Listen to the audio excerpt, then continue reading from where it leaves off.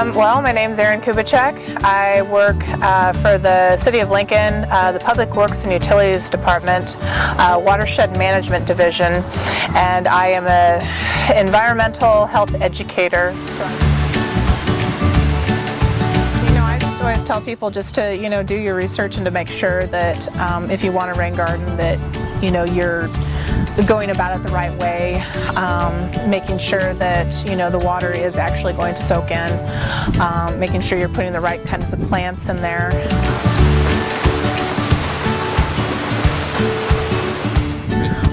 And this is going all the way back to 2007. That's when the rain garden program started, and so that's over the span of that time we've gotten about 230 actual privately owned rain gardens that we know of, because they were part of the cost share program. But the cost share program is focusing kind of more on creating this sustainable landscape. So we'll reimburse for other things, like if you want to get rid of your bluegrass and put in a more drought-resistant grass like fescue. We encourage people to do soil restoration, because you can actually do a lot for stormwater just by having increased organic matter content. We have a lot of clay here in Lincoln, and then having a deeper rooting grass. So you can, sometimes a rain garden just isn't appropriate, for a given location. So it's been going over very well. We've had a lot of people liking the program and liking that they can do things other than rain gardens. But we still have quite a few people that apply to do rain gardens.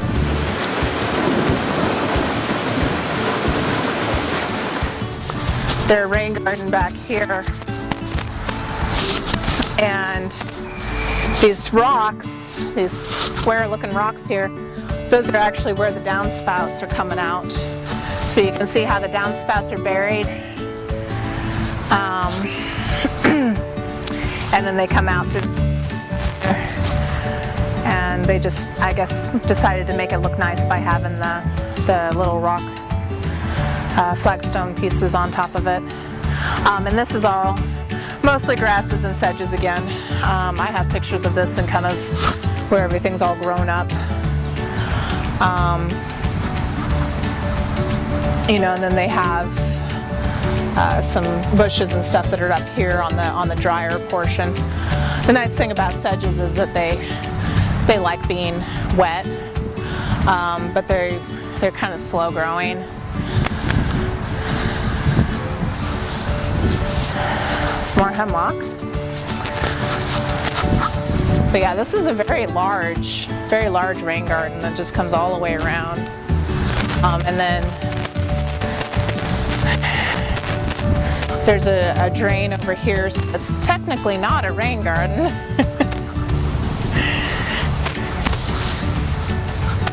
There's a drain, an overflow drain here, so if you can see where all the water just pooled here, and if it gets up to that point, it'll start going into the drain.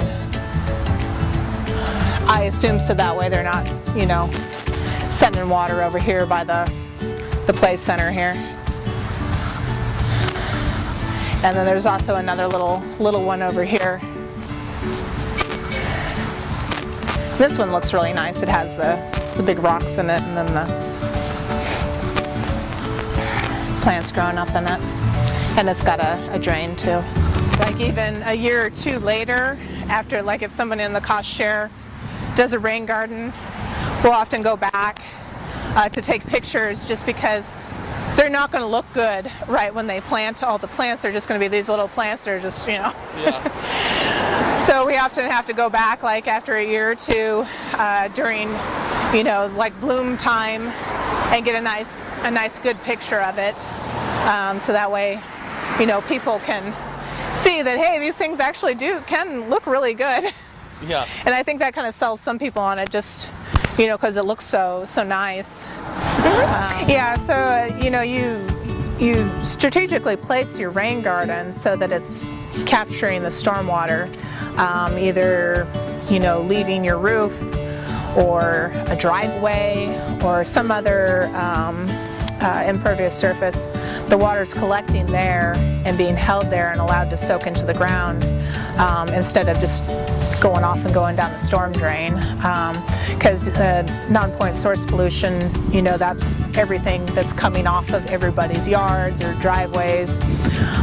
So it can be, you know, fertilizer, it can be pet waste, it can be pesticides, oil, all those things. So all those things are just getting picked up by the water and just getting taken straight down the storm drain. And so everybody lives downstream, and you know, if everybody does their part to kind of limit the pollution that's leaving their property, then it's going to make the stream better for everybody.